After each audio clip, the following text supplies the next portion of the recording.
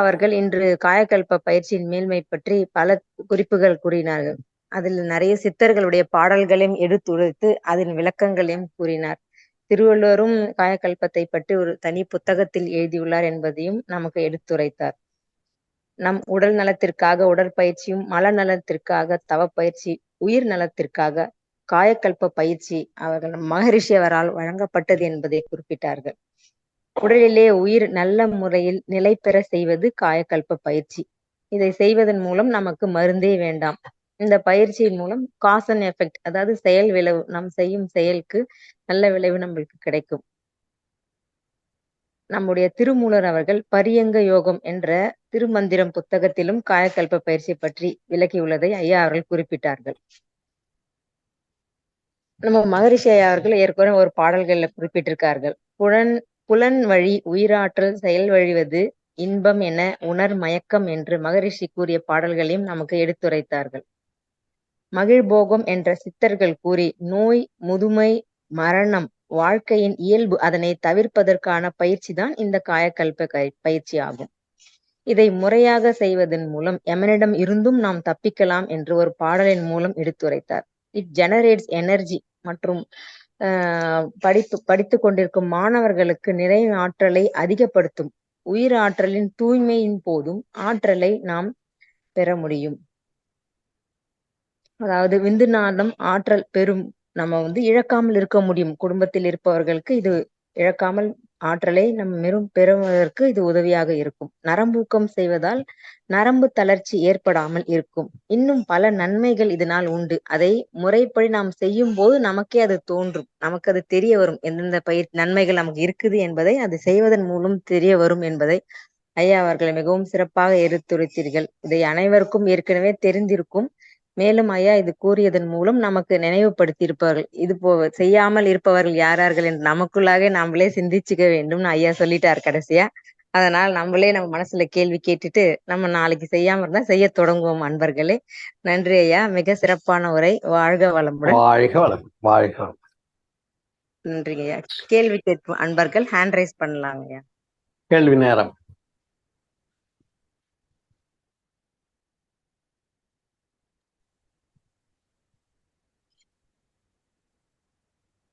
இப்போ நம்ம பசங்களுக்கு எந்த வயதுல இருந்து தொடங்கலாம் அப்படின்றத இன்னொரு முறை நீங்க சொல்லிடுங்க ஐயா, அவங்களுக்கும் புரியணும். எந்த 16 வயதுக்கு மேல, அதாவது பெண்களா இருந்தா இன்னும் கொஞ்சம் முன்னாடி, மேன்ஹுட் வந்த பின்னால காயகல்ப பயிற்சி எடுக்கலாம். 16 வயதுக்கு மேல ஆண் பெண் இருப்பாளரும் காயகல்ப பயிற்சி எல்லோருக்கும் கொடுக்கலாம். டைரக்டா பயிற்சி கொடுக்கலாம். சரிங்க சரிங்க. எந்தெந்த நேரத்துல சிந்தனாத உற்பத்தி ஆயிடுது இல்ல? ஆமா ஆமாங்க. எந்தெந்த நேரத்துல செய்யக்கூடாது பெண்களுக்கு, அந்த மாதிரி இருக்குங்களா? விலக்கு காலத்துல செய்யக்கூடாது, கருவுற்று இருக்க காலத்துல குறிப்பிட்ட மாதங்களுக்கு செய்யக்கூடாது, எல்லாம் சொல்லி. சரி சரிங்க ஐயா. நம்ம இருக்கிற நாள் வரைக்கும் இது செய்யக்கூடிய பயிற்சி இது. அதனால எல்லாரும் தவறாமல் செய்ய வேண்டும் என்று கேட்டுக்கொள்கிறோம். பிகேஆர் அவர்கள் பேசலாங்க ஐயா. வாழ்க வளமுடன் ஐயா. கேளுங்க. அருமையா இருந்துச்சு ஐயா. எனக்கு ஒரு சந்தேகம். இப்ப நீங்க 16 வயசுக்கு மேல கொடுக்கலாம் நீங்க. இப்ப அந்த ஸ்கூல்ல எல்லாம் போய் கொடுக்குறோம் இல்லைங்க, 9th 10th கொடுக்குறோம். அப்ப 9th இப்ப 14 வயசு, இப்ப அந்த மாதிரில இருக்கும்போது கொடுக்கலாங்களா ஐயா? பெண்ணா இருந்தா ருதுவாயிட்டாங்கன்ற ஒரு கணக்கு இருக்கு, அது நம்ம கணக்கு தெரியுது. அதே ஆணா இருந்தா அதை எப்படி கணக்கு தெரியும்?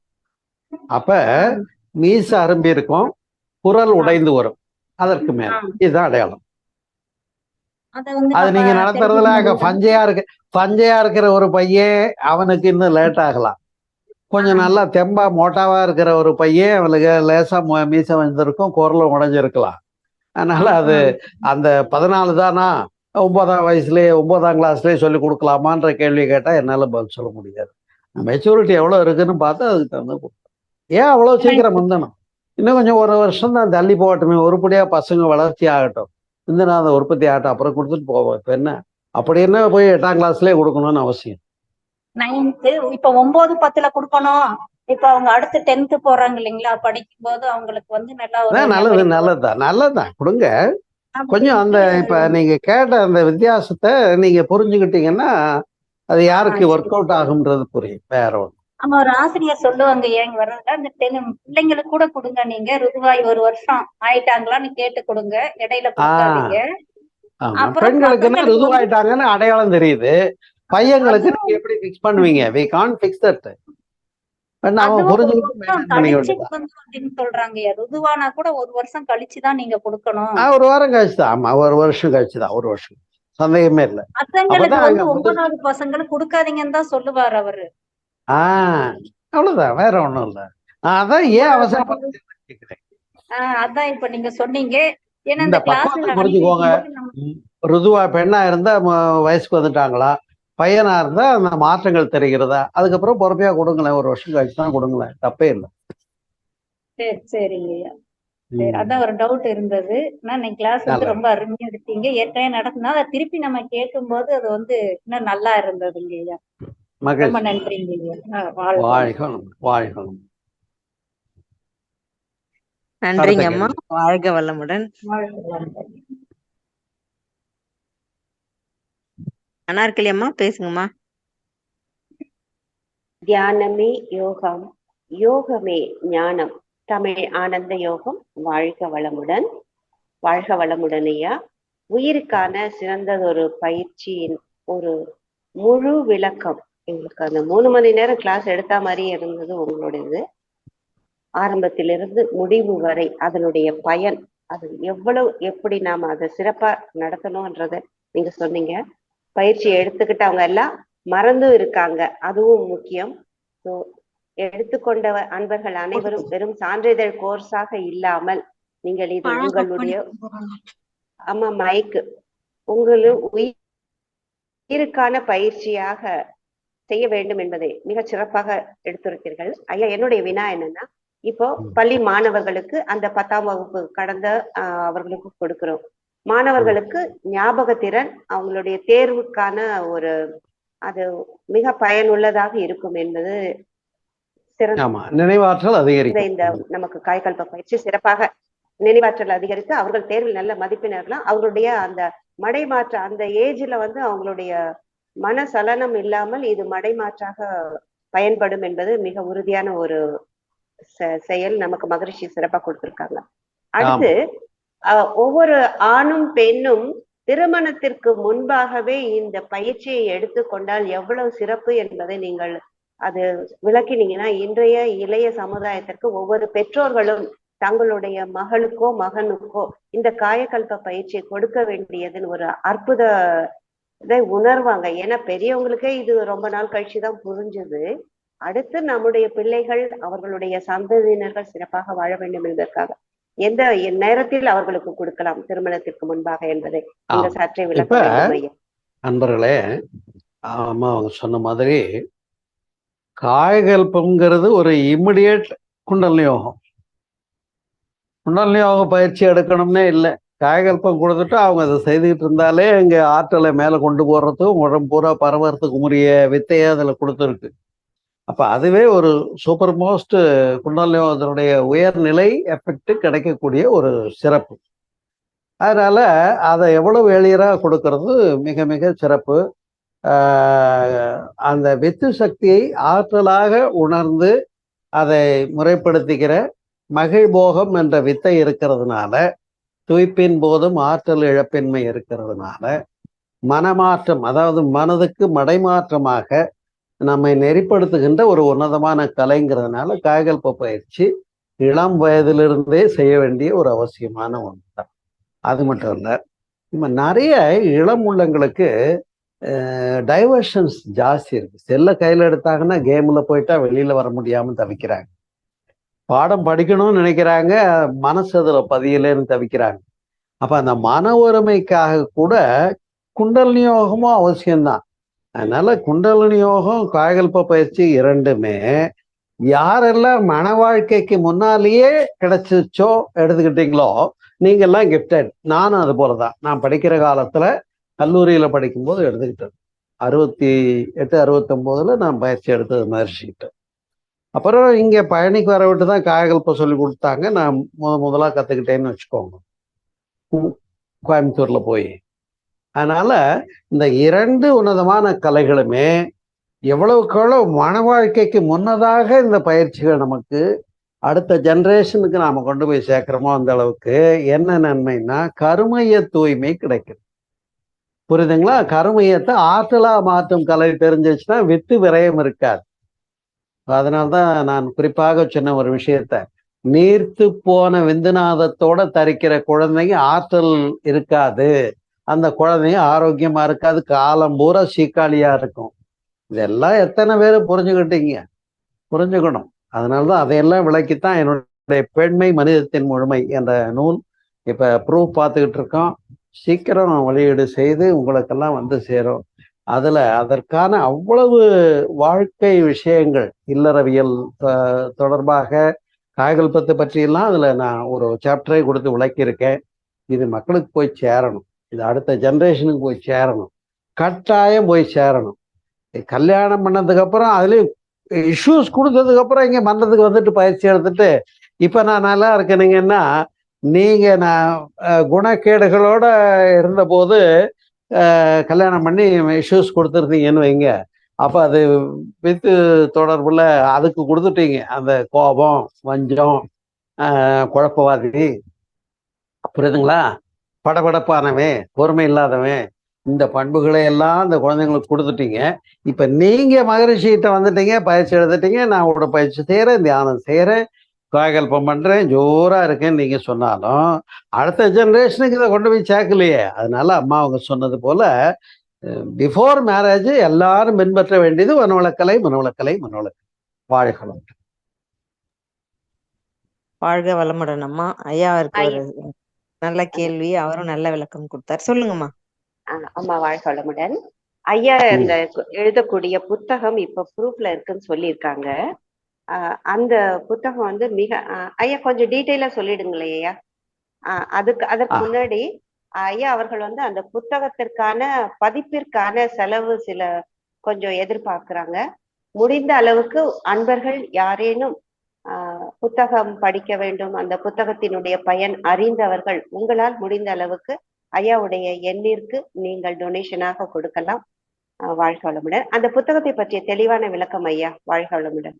வேற ஒண்ணும் இல்லை. அதாவது ஒரு பெண் ஏஜுக்கு வர்றதை பத்தி இப்ப பேசணும் இல்லையா? அப்ப பெண் வந்து பூ பெய்தியதுல இருந்து பெண்மையினுடைய சிறப்பு, அப்புறம் கற்பின் மேன்மை, வித்து நலம், புரியுதுங்களா, இந்த காயகல்ப பயிற்சி, கருமைய தூய்மை, ஜெனடிக் சென்டர்ன்ற சப்ஜெக்ட், அதுக்கப்புறம் தவம் இதெல்லாம் செய்யறதுனால அப்ப அவங்க வந்து மேம்பட்டுக்கிட்டே வர்றாங்க. அப்புறம் மன வாழ்க்கைக்கு முன்னர் பெண்கள், அப்புறம் மன வாழ்க்கைன்னு வரும்போது இவங்க கருமைய தூய்மை பெற்றது இல்லாம அமையக்கூடிய வாழ்க்கை துணைவர் அவங்களும் பயிற்சி எடுத்தவங்களா இருந்தால் சிறப்பு. அப்புறம் மன வாழ்க்கைன்னு தொடங்கிய பின்னால திருமணத்திற்கு பின் மகளிர், அப்புறம் கருதரிக்கும் விஞ்ஞானம் என்ற தலைப்புல பல முக்கியமான விஷயங்களை அதுல கொடுத்துருக்கேன். அமிர்த நிலைகள்னு ஒண்ணு, சரம் என்ற வித்தை அப்படின்னு ஒண்ணு, அதே போல நம்ம காயகல்பம் எந்த வகையில ஆற்றல் இழப்பன்மையை கொடுக்குது, அது சிறப்பு அப்படிங்கிறத பத்தி அதில் சொல்லியிருக்கேன். இப்படி ஒரு அடுத்த ஜெனரேஷனை ஒரு உணர்ச்சி வயத்திலிருந்து இன்னைக்கு கருதரித்த நிலை வந்துடுது. ஒரு கோபதாபங்கள், நம்ம முறைப்படுத்தாத உள்ள உணர்ச்சிகளோட இங்க ஒரு ஆவேசங்களோட ஒரு சினிமா பார்த்த மூட்ல வந்து கருதரிச்சா எப்படி இருக்கும், அது மாதிரி வேண்டாத பதிவுகள்லாம் மையத்துல போட்டுக்கிட்டு அடுத்த ஜெனரேஷன் வீணா போகுதுங்கிறதுனால இந்த தெளிவுகள் எல்லாம் பெறக்கூடிய ஒரு கலைகளை உள்ளடக்கி, அதனால கருதரிக்கும் விஞ்ஞானம்னு சில பகுதிகளை உள்ள கொடுத்து, அப்புறம் கருதரித்த பின்னால பெண்கள் எப்படி இருக்கணும் கருத்தரித்த காலத்துல, அப்புறம் மக்கட்பேர், அப்போ மக்கட்பேர் ஆன பின்னால குழந்தை வளர்ப்பு எப்படி, அதுல மகளிர் உடல் நலமும் உடற்கூறும், மனநலமும் மன இயல்பும் என்ற விஷயங்கள்லாம் வருது. அப்புறம் குழந்தை வளர்ப்பு, அப்புறம் குழந்தை வளர்ப்புல எப்படி ஒரு குழந்தைக்கு பால் கொடுக்கும்போது கூட மனம் வந்து ஒரு டிவி பார்க்குறதோ சினிமா பார்க்குறதோ இந்த மாதிரிலாம் எல்லாமே அந்த அன்பு, பரிவு, கருணை, தெய்வீகம் இதெல்லாம் வந்து பால் மூலமாக நம்ம குழந்தைக்கு ஃபீட் பண்றோம்ன்றதை புரிஞ்சுக்கக்கூடிய குழந்தை வளர்ப்பு. அப்புறம் குழந்தை சைக்காலஜி அதுவும் வருது. அப்புறம் குழந்தைங்க பெருசா போச்சுன்னு வைங்க, அது 16 வயதுக்கு மேலதானே குழந்தைகள் நான் சொன்னா கேட்க மாட்டேங்குதுன்னு நிறைய பேர் இப்ப கம்ப்ளைண்ட்டுக்கு வர்றீங்க. நாம பேசிட்டு இருக்கோம் நம்ம ப்ராக்டிக்கல் லைஃப்ல. என் பேரன் பேத்தியே இன்னும் தியானம் எடுக்கல. என் பேரன் எடுத்திருக்கான், இன்னும் பேத்தி எடுக்கல, அது வேற விஷயம். இப்போதைக்கு எடுக்கிற மாதிரி டிக்கெட் இந்த 2 தான் இருக்கு. பாப்பாவோட பையனும் பொண்ணும். பேரன் எடுத்திருக்கான், அவனுக்கு பயிற்சி எல்லாம் நான் கொடுத்துருக்கேன். பேத்தி இனிமேல் தான் எடுக்கணும். அப்ப அவங்கெல்லாம் எடுக்கணும். அப்ப அந்த வயதினருக்கு இந்த விஷயங்களை கொண்டு போய் கொடுக்கறதுன்னா கொஞ்சம் அவங்களுக்கு பக்குவமா சொல்லணும். அப்ப டீனேஜ் மாணவ மாணவியருக்கு ஹவு டு அப்படிங்கிறதும் அதில் எக்ஸ்பிளைன் பண்ணியிருக்கேன். அவங்களுக்கு என்னெல்லாம் நம்ம கொடுக்கணுமோ விஷயங்கள் நான் எக்ஸ்பிளைன் பண்ணியிருக்கேன். அதனால கிட்டத்தட்ட ஒரு பெண் வந்து அந்த பூப்பு எழுதியதுலேருந்து அவ கல்யாணம் ஆகி அவளுடைய பெண் பிள்ளை வளர்த்து அது பூப்பு எதிர காலம் வரைக்கும் தேவையான மகளிருக்கு தேவையான அத்துணை விஷயங்களையும் தொகுத்து கொடுத்தது தான் என்னுடைய பெண்மை மனிதத்தின் முழுமைன்னு ஏதோ பேர் தோணிச்சு வச்சிருக்கேன். பேர் பெருசு இல்லை, இதுக்குள்ள உள்ள கருத்து சிறப்பானது. இதை புத்தகமா வெளியிடணும்னு சொல்லும்போது ஒரு பொருளாதாரம் கிட்டத்தட்ட 30-40 ஆயிரம் எனக்கு தேவைப்படுது. யாருக்கு விருப்பம் இருக்கோ நீங்க அந்த நல்ல பணியில என்னோட தோள் கொடுக்கணும்னு நினைச்சீங்கன்னா என்னுடைய செல் நம்பர் போட்டிருக்கு இல்லையா போஸ்டர்ல, 9942327770, அந்த என்னுடைய கூகுள் பே நம்பருக்கு 9942327770, அந்த நம்பர் என்னுடைய கூகுள் பே நம்பர். உங்களால என்ன இயலுமோ நீங்க அனுப்பி வைங்க. நல்ல ஒரு பணி இது. இன்னொரு சிறப்பு என்னன்னு கேட்டா, அகத்தாய்வு ஜூனியர் கோர்ஸ், அப்புறம் சீனியர் கோர்ஸு, அதாவது சிறப்பு பயிற்சி, அதில் 4 ஸ்டெப்பு, ஏகப்பட்ட தலைப்பெல்லாம் கொடுத்து மகிழ்ச்சி பாடங்களை கொடுத்துருக்காங்க. ஆனால் மகளிர் நல மேம்பாட்டு பயிற்சின்னு ஒரு சிலபஸ் போட்டாங்க. அந்த மகளிர் நல மேம்பாட்டு பயிற்சியில 20 டாபிக் வருது. அந்த டாபிக் எதுவுமே வகுப்புகளாக மக்களுக்கு சென்றடையவில்லை. அந்த சப்ஜெக்டை தான் இப்ப நூலாக்குகின்ற முயற்சியில நான் இறங்கியிருக்கேன். இதுக்கு நீங்க எல்லாம் கை கொடுங்க, தோள் கொடுங்க, வரவேற்கிறேன். மகிழ்ச்சி. நல்லது, சிறப்பா செய்யுங்க. சிறப்பு ஐயா, சிறப்பு. அதாவது பெண் கருவானது முதல் மீண்டும் அவள் கரு சுமக்கும் வரையிலுமே அனைத்து நிகழ்விலையும் தொகுத்து வழங்கக்கூடிய ஒரு அவங்க பெண்ணை வளர்த்து உருவாக்குற அவங்க பெண் உருவாகிற வயசு வரைக்குமே தேவையான விஷயங்கள் அனைத்து, அதாவது பூ அப்படி வச்சுக்கோங்களேன். ஆமா, சிறப்பாக இருக்கும். நிச்சயமாக அதற்காக இறையருளும் குருவருளும் துணை நிற்போம். உண்மையாகவே தொண்டர்கள் அனைவரும் அதற்கு உங்களுக்கு தக்க தோள் கொடுப்போம். நன்றி ஐயா, வாழ்க வளமுடன். சிறப்பு ஐயா, மகிழ்ச்சி. நன்றி. நன்றி அம்மா.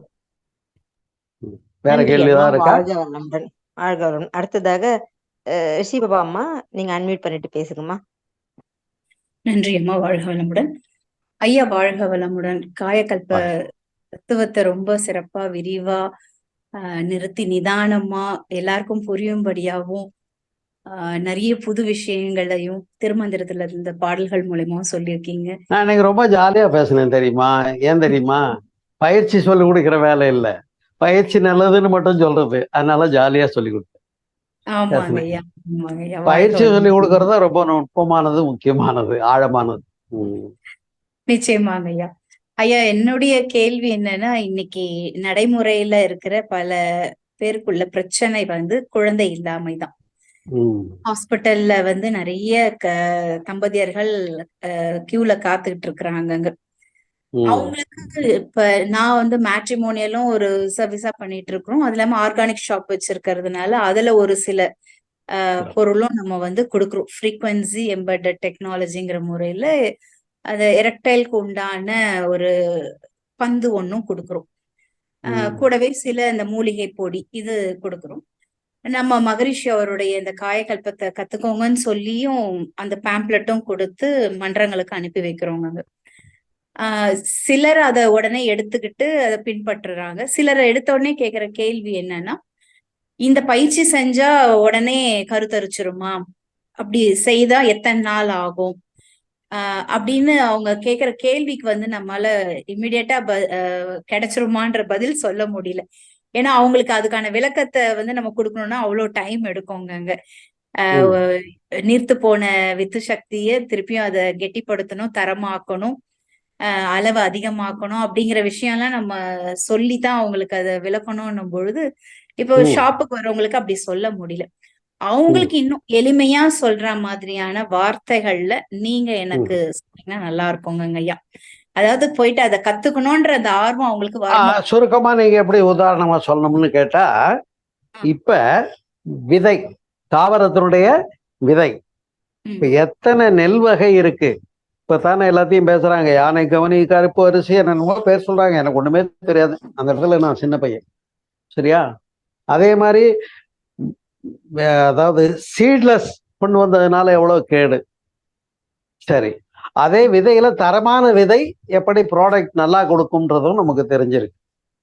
ஒன்று வேண்டாம், ஒரு 40 வருஷமா இன்னும் பலன் கொடுக்கக்கூடிய ஒரு தென்னை மரம் வைக்கிறீங்க.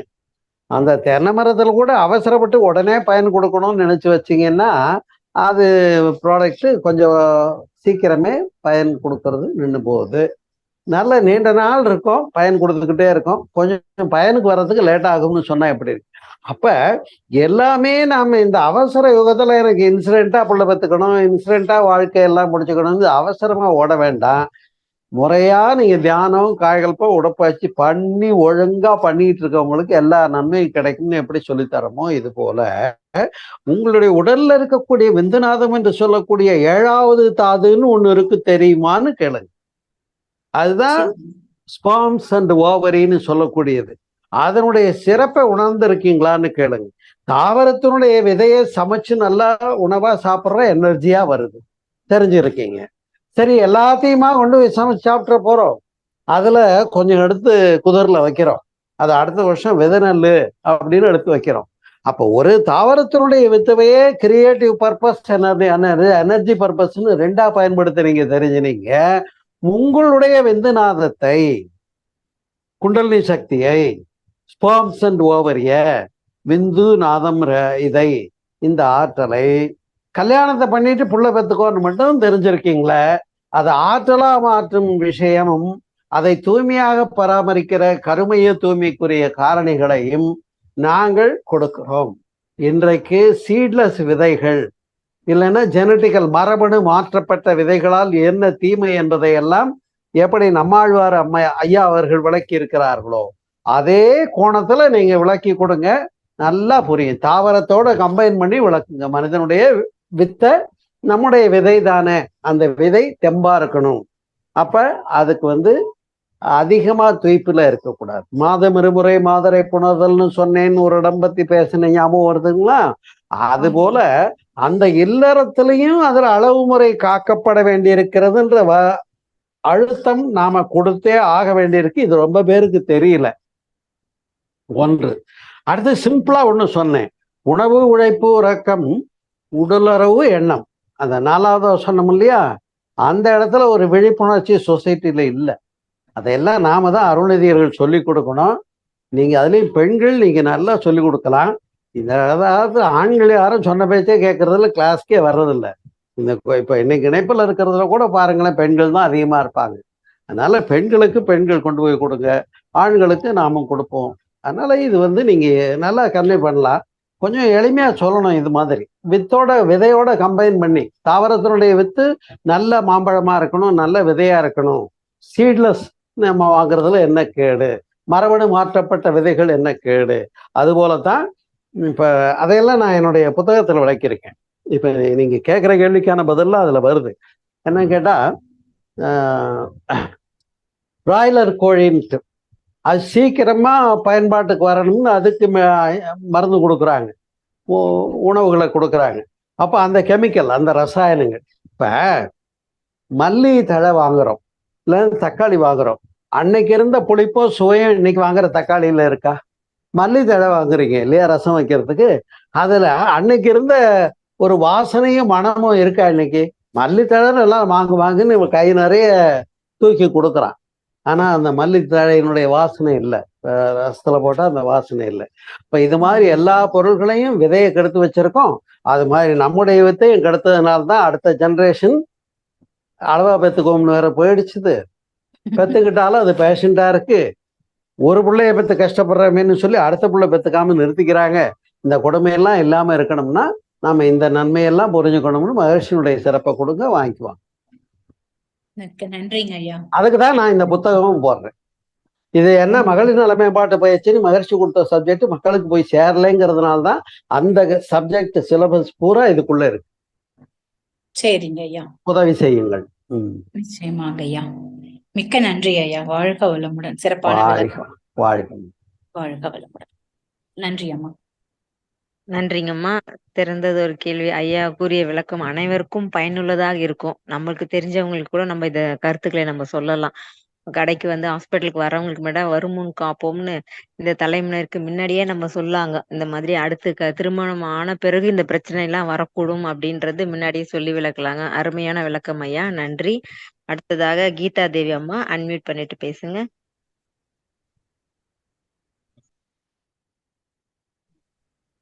வாழ்க வளமுடன் ஐயா. வாழ்க வளமுடன்மா, சொல்லுங்க. ரொம்ப சிறப்பா இருந்துச்சு அவங்க உரை. ரொம்ப பொறுமையா நிதானமா நல்லா இருந்துச்சு. என்ன டவுட்னா, இப்ப பசங்க வந்து 10 வயசுலயே பெரிய பசங்க ஆயிடுறாங்க. 10 வயசு 11 வயசுல ஆயிடுறாங்க ஐயா. இப்ப வந்து அவங்க வந்து 1 இயர் கழிச்சு கொடுக்கணும்னு சொல்றாங்க காய்கல்பம். இந்த 12 வயசு ஆயிடுச்சு என் பொண்ணுக்கு. இந்த கசின்ஸ் பசங்க கூட நிறைய இருக்காங்க 12 வயசு அந்த மாதிரி. ஆனா அவங்களுக்கு வந்து வயசுக்கு வந்து 2 வருஷம் ஆனா கூட பசங்க வந்து சின்ன பசங்க மாதிரி தான் இருக்காங்களே. இந்த புரிதல் எல்லாம் கிடையாது அவங்களுக்கு. இந்த பத்தியும் அதை பத்தியும் புரிதல் எதுவுமே இல்ல. சின்ன பசங்க குழந்தைங்க எப்படி ஒரு 8 வயசு 6 வயசு பசங்க விளையாடுற மாதிரி தான் விளையாடிட்டு இருக்காங்க. அது உங்களுக்கு மெச்சூரிட்டி இல்ல. ஆனா வயசுக்கு மட்டும் 10 வயசுலயே வந்துடுறாங்க. இந்த குழந்தைங்க பீரியட்ஸ் ஆயிடுச்சு, ட்ரெஸ்ல ஆயிடுச்சுன்னா கூட தெரிய மாட்டேது என்ன விஷயம்னு. அந்த அசிங்க கூட தெரியல பசங்களுக்கு. அப்படியே விளையாடிட்டு இருக்காங்க பசங்க. இது மாதிரி பசங்களுக்கு நம்ம வந்து எப்படி காய்கறி சொல்லி தர முடியும்? பிகாஸ் அதை பத்தி அவங்களுக்கு எண்ணமும் இல்ல, புரிதலும் இருக்காது சொன்னாலும். அதாவது அவங்க குழந்தைத்தனமா இருந்தாலும் சில வாழ்வியல் முக்கியமான விஷயங்களை நீங்க எப்படியாவது சொல்லி கொடுத்துதானே அனுப்புறீங்க. உடை உடுத்துறத இப்படி பக்குவமா உடுத்திக்கோ, கொஞ்சம் கவனமா இருந்துக்கோ, பீரியட்ஸ்ல இப்படி கவனமா இருந்துக்கோ. அதனுடைய சிறப்பு அது ஒன்றும் கேடு கிடையாது. அது இயற்கையினுடைய ஒரு மலர்ச்சி. இதையெல்லாம் சொல்லி தரோம் இல்லையா? இதே மாதிரி வித்து சக்திய நல்ல முறையில காக்கிறதுக்கு தான் காய்கல்பம்ன்றத சொல்லி இதை சொல்லி கொடுக்கலாம். அது அதாவது ஆமா, புரிஞ்சுக்கிறதுக்குரிய பக்குவம் அவங்களுக்கு இல்லைனாலும் கொஞ்சம் ஒரு வருஷம் கழிச்சாவது சொல்லி கொடுங்களேன், அவ்வளவுதான். அவங்களை கொஞ்சம் அண்டர்ஸ்டாண்டிங் கொண்டு வாங்க. முதல்ல உடற்பயிற்சி, தியானம், காய்கல்பம் அப்படி ஒவ்வொன்றா நீங்க ட்ரை பண்ணுங்க. கொஞ்சம் நீங்க நினைக்கிற மாதிரி டக்குன்னு எல்லாரும் எடுத்துருவாங்கன்னு சொல்ல முடியாது. எனக்கு நீங்க கேட்கறதே எனக்கு உண்டு. இப்ப என் பேத்தி வரான்னா சின்ன பிள்ளையா தான் இருக்கா, குழந்தை பிள்ளையாட்டம் தான் இருக்கா. அவங்களுக்கு மெச்சூரிட்டி மைண்ட் வந்து வர்றதுக்கு இட் வில் டேக் டைம். அதுக்கு தகுந்த நாம பக்குவமா சொல்ல வேண்டியிருக்குங்கிறது தான் உண்மையான ஒரு விஷயம், வேற ஒன்றும் இல்லை. அது கொஞ்சம் நம்ம கன்வே பண்றது நல்லா கன்வே பண்ணேன். ஏன்னா எம்ஜிஆர் யூனிவர்சிட்டி வைஸ் சான்சலர் ஒரு அறமா இருந்தாங்க. அவங்க சொன்னாங்க, sex education is needed for everybody அப்படின்னாங்க. பாலுறவு கல்வி தேவைப்படுகிறது.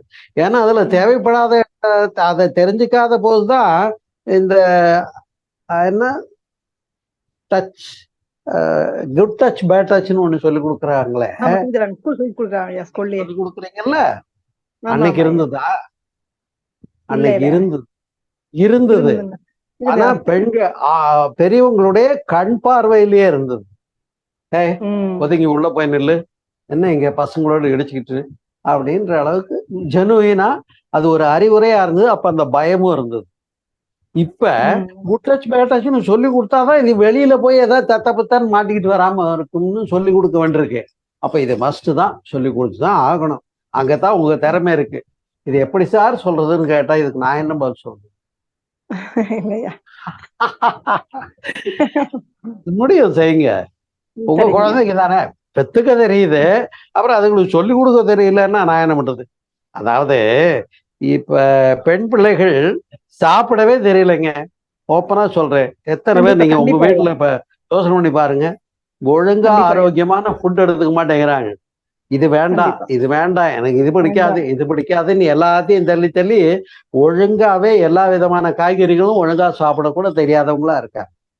கண்டிப்பா. எண்ணெய் போட்டுக்க மாட்டேங்கிறது, நான் இட்லி தான் சாப்பிடுவேன், தோசை தான் சாப்பிடுவேன், வேற ஒரு ஐட்டம் சாப்பிட மாட்டேன்னு சொல்றது, இது எல்லாமே வந்து குழந்தைகளுக்கு அறிவுறுத்த வேண்டியிருக்கு.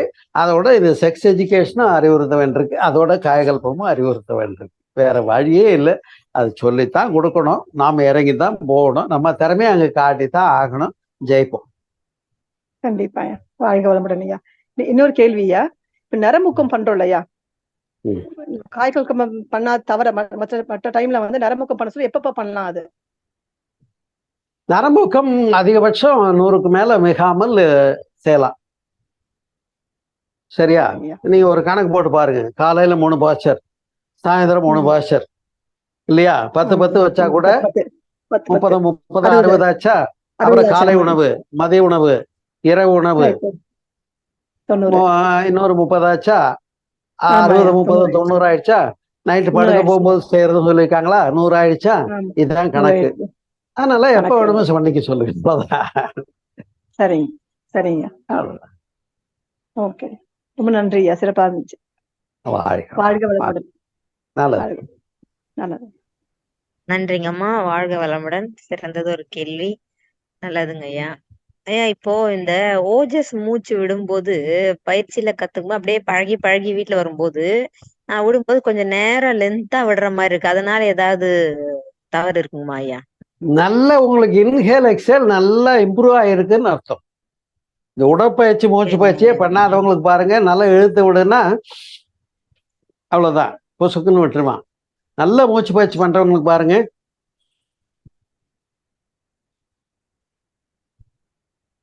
அந்த அளவுக்கு இன்ஹேல் எக்ஸேல் நல்லா இருந்தா ஓஜஸ் நல்ல நீண்ட ஓஜஸ் தான் வரும். ஓஜஸ் வரும். சரிங்க, சிறப்பு. நன்றிங்க ஐயா. இந்த வெளியிடத்துல போகும்போது எப்படி செய்யறதுன்னு ஒரு கேள்வி வருமே, அதை கேட்கவே இல்லையே யாரும். ஆமாங்க, சாப்பிடும் போது வெளியில அதுதாங்க எனக்கு தோணுச்சு. இப்போ ஒரு ஹோட்டல் போயிருக்கீங்க, ஒரு ஹோட்டல் போயிருக்கீங்க, சரி, கண்ணை மூடாம நரம்பூக்கம் பண்ணுங்க, கையில உணவு எடுத்துக்கோங்க. தோசை குருமாவோட வச்சிருக்கான், சரியா? இல்ல பூரி குருமாவோட வச்சிருக்கான், கையில எடுத்துக்கிறீங்க. கண்ணை மூட வேண்டாம்னு வந்து உட்காந்து அப்படியே நரம்புக்கம் 10 தடவை செய்யுங்க. ஏதோ சோத்த கையில எடுத்துக்கிட்டு வேடிக்கை பார்த்துக்கிட்டு இருக்காருன்னு நினச்சிக்குவாங்க. எங்கேயோ பார்த்துட்டு நரம்புக்கம் ஒழுங்கா பண்ணுங்க, கண்ணை மூட வேண்டாம். அப்புறம் ஓஜஸ் போடும்போது அப்படியே மூலபந்தனம், நாமடக்கல், மூச்சு இழுத்தல் பண்ணிட்டு கையில உணவு இருக்குல்ல, சத்தம் இல்லாம நீங்க விட்டாதான் சவுண்டு, விடாதீங்க. பல்லுக்கு வழியா விடாம பிபி காரவங்களுக்கு செய்ய சொல்றாங்கல்ல, அது மாதிரி உதட்டை குவித்து பூன்னு உதறத கையில உணவு வச்சு, சரி சுடுது போல ஊதி சாப்பிட்றாருன்னு நினைச்சுப்பாங்க. நீங்க பாட்டுக்கு அடுத்த வேலைய கவத்தை உள்ள தள்ளிடுங்க. நன்றிங்க, சிறப்புங்க. இது எல்லாருக்கும் பயன்பெறும். நிறைய பேர் அப்படிதாங்க வெளியில ஹோட்டல்ல நம்ம ஏதாவது விசேஷ வீடுகள்ல கல்யாணத்துல போகும்போது யோசிப்பாங்க செய்யறதுக்கு. வேடிக்கை பாக்குற மாதிரியே கையில வச்சு நரம்புக்கும் செய்யுங்க, கண்ணை மட்டும் மூடாதீங்க. நீங்க ஏதோ வேடிக்கை பார்த்துட்டு இருக்கீங்க, கையில சோத்த வச்சுக்கிட்டு நினைச்சுக்குவாங்க. சரியா? கை இப்படி நுனியில வச்சு இப்படி வைக்காதீங்க, இப்படி நுனியில உணவு எடுத்து வச்சுட்டு செய்யுங்க. செஞ்சுட்டு அப்புறம் ஓஜஸ் இழுத்துட்டு விடும்போது மட்டும் சுடுது போல ஊதி சாப்பிட்றாருன்னு நினைச்சுக்குவாங்க. அழகா செய்யலாம். சரிங்க, சிறப்புங்கய்யா, சிறப்புங்கய்யா. வேற யாரும் அன்பர்கள் கேள்வி கேட்க விரும்புறீங்களா?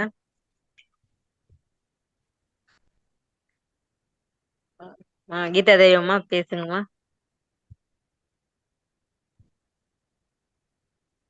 ஐயா, வாழ்க வளமுடன் ஐயா. வாழ்க வளமுடன். சொல்லுங்க. இப்ப பசங்க வந்து பீரியட்ஸா இருக்க சொல்ல போய் இப்ப விளையாடுறாங்க ஐயா, அந்த மாதிரி ஸ்போர்ட்ஸ்ல போய் விளையாடுறாங்க. அதான் விளையாடலாமா? பீரியட்ஸ் டைம்ல பசங்க விளையாடலாமா? அது ஒரு பெரிய அஃபென்ஸ் இல்லை. அந்த விளையாட்டினுடைய தன்மையை பொறுத்து கொஞ்சம் அங்க எளிமையா இருந்தா நல்லதுன்றதுதான். ஆமா, விளையாட்டினுடைய விதங்கள் இருக்குல்ல, அடிவயிற்று பகுதியை டிஸ்டர்ப் ஆகிற அளவுக்கு இல்லாம செய்யணும் விளையாட்டு. எத்தனையோ இன்டோர் கேம்ல தானே எல்லாருமே பண்றாங்க, அவுட்டோர் கேமே இப்ப ஜாஸ்தி இல்லையே. நீங்க தான் முக்கியமா அதுக்கு கேள்வி கேக்குறீங்க. இல்ல, பாஸ்கெட் பாலா போறாங்க என் பொண்ணு. இப்போ பீரியட் டைம்லயும் நான் போவேன்னு சொல்றாங்க. ஆனா அவங்களுக்கு வந்து உடம்பு ஆரோக்கியமா தான் இருக்கு, வயிறு வலி அதெல்லாம் எதுவுமே இல்ல. உடனே சிறப்பா இருப்பாங்க. எப்ப விளையாட்டுல உடற்பயிற்சியில அவங்க முனைப்பா இருக்காங்களோ எல்லாருமே தானா இங்க சிஸ்டம் சரி பண்ணிக்கும், கவலைப்படாதீங்க. போனால ஐயா, இது அவங்க ரெடியா இருக்காங்க போறதுக்கு. நான் தான் வேண்டாம் வேண்டான்னு சொல்லுவேன். 3 நாள் போவாத, ரெஸ்ட் எடுத்துக்க உடம்பு அப்படி சொல்லுவேன். முடிஞ்ச வரையில ஃபாலோ பண்ணிக்க சொல்லுங்க. சரிங்க. வேற ஒண்ணும். சரிங்க சரிங்க. வாழ்க வளமுடன். நன்றி ஐயா. நல்லது. நன்றிம்மா, வாழ்க வளமுடன். நன்றிங்கம்மா ஐயா. நிறைவு செய்துக்கோங்க ஐயா. ஓகே. நன்றிங்க ஐயா. இன்று அன்பர்கள் கேட்ட அனைத்து கேள்விகளுக்கும் மிகவும் சிறப்பாக பதிலளித்த ஐயா அவர்கள் வாழ்க வளமுடன்.